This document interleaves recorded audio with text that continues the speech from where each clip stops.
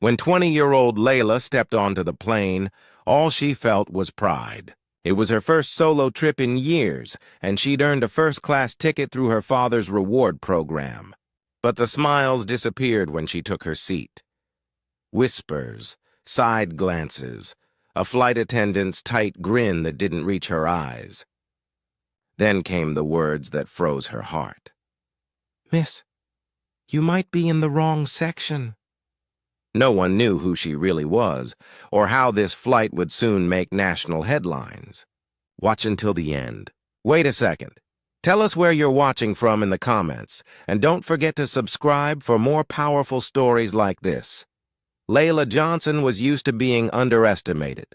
A brilliant 20-year-old student, she balanced her college studies, volunteer projects, and her father's public life.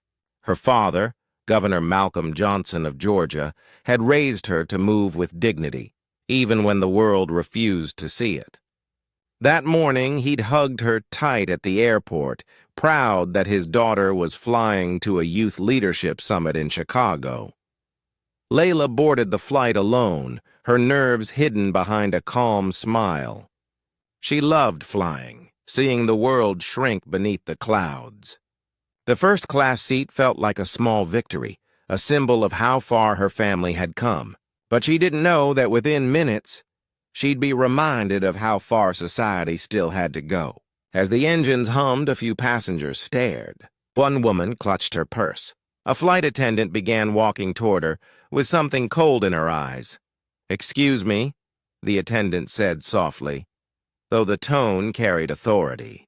"Are you sure you're seated correctly?" Layla nodded, showing her ticket. "Yes, seat 2A. The woman's smile faded. She leaned in slightly, her voice lowering. "First class is reserved for premium passengers only. Maybe check the economy?" Whispers rippled through the rows. Layla's chest tightened. She had her boarding pass, her confirmation, everything. Still, the attendant stood firm, arms crossed, waiting for her to move. A man in a business suit muttered, "Figures." Her throat burned, but she stayed silent. Years of quiet resilience had taught her to pick her battles, but this one was different. She held up the ticket again, her hands trembling.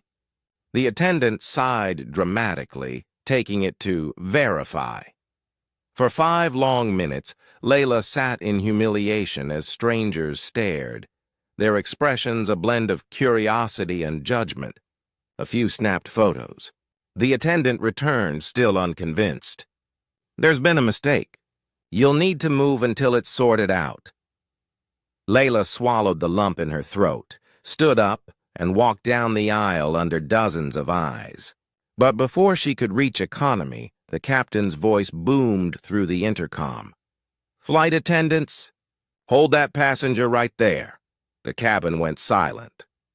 The pilot stepped out of the cockpit, confusion written on his face as he saw Layla clutching her bag. "What seems to be the problem here?" he asked. The flight attendant began to explain, but the pilot's eyes shifted to the boarding pass in Layla's hand. His brows furrowed. Then his gaze froze on her last name. "Johnson?" he asked quietly. "As in Governor Malcolm Johnson?" Layla hesitated. "He's my father." A stunned hush filled the cabin. The pilot's expression changed instantly, from authority to disbelief, then guilt. "Miss Johnson," he said, voice trembling slightly, "please return to your seat. I'm terribly sorry for the misunderstanding, but the damage was already done. Dozens of eyes had already judged her. A stranger had reduced her existence to a stereotype. As Layla sat back in her seat, she wasn't thinking about power or status. She was thinking about how, even in first class, she still wasn't seen as an equal. When the plane landed, cameras and reporters were waiting for it. Someone had recorded everything. The confrontation, the humiliation, the moment the truth surfaced. Within hours, it went viral. Governor's daughter racially profiled on flight. The airline issued a public apology, promising diversity training and reforms. But for Layla, the experience wasn't about revenge. It was about truth. Her father's voice on the evening news echoed what she already knew. No matter your status, color still changes how the world sees you. Weeks later, Layla spoke at the leadership summit she'd been heading to. Her topic: respect doesn't come from power. It starts with humanity.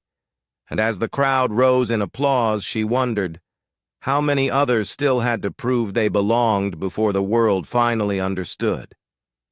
Which country and city are you watching from? Take care.